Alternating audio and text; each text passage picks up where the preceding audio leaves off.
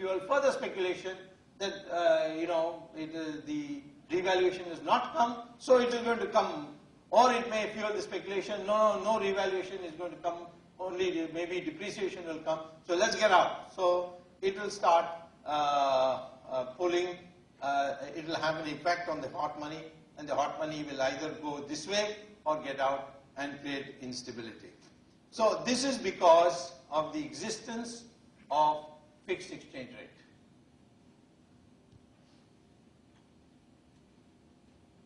So if you have a fixed exchange rate and a capital account convertibility and a money supply which doesn't contract, I mean there's no policy to contract it, then what happens is that it encourages speculators, and that will definitely sooner or later lead to a run on foreign exchange. That's exactly what happened in Thailand.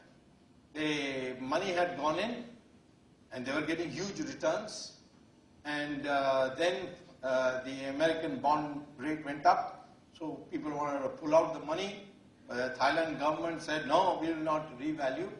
So once the word got around that they would not revalue, and the fixed exchange rate between the Thai baht and the dollar would remain, so people said, let's pull out more, and before the devaluation takes place, and therefore that led to a foreign exchange run, and that's how that crisis started.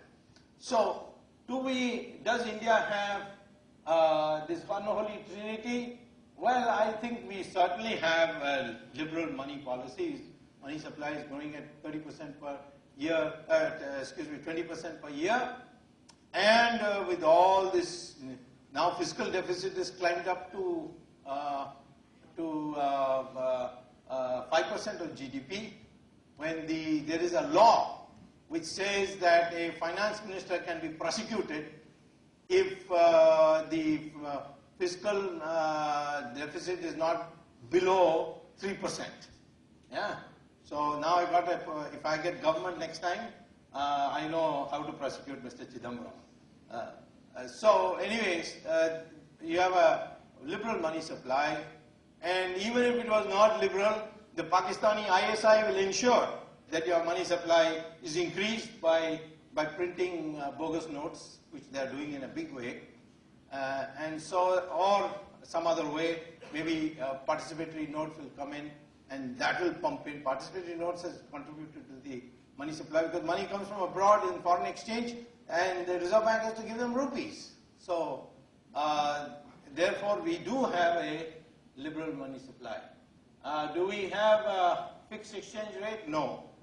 We don't have a fixed exchange rate. We have a basket of currency, and the currency therefore is flexible. This also is a contribution of Sri Narasimha Rao, which is one of the most unsung hero of Indian politics, Mr. Narasimha Rao, but he was the one who brought it in.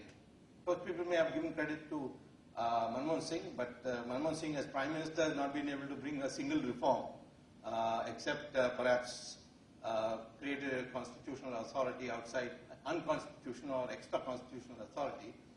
His contribution to Indian politics and Indian economics has been zero as Prime Minister, although he is a highly competent economist and a very decent person. But the economic reform that we got was really due to Narasimha Rao. And I know it from first hand. I've seen him in action. So that's not so. Then what about the capital account convertibility? No, we don't have it. So 2 out of 3 we don't have. So a economic crisis, a financial crisis for India arising out of a trinity, unholy trinity, is ruled out. Case looks at China. Liberal money policy, yes, their money supply is also growing at 17-18%. Occasionally they bring it down to 13-14. I would say, if somebody were to say, what's the dividing line between liberal and conservative money supply policy, it would be about 14%. If you exceed 14%, then you have become liberal, and if you are below 14%,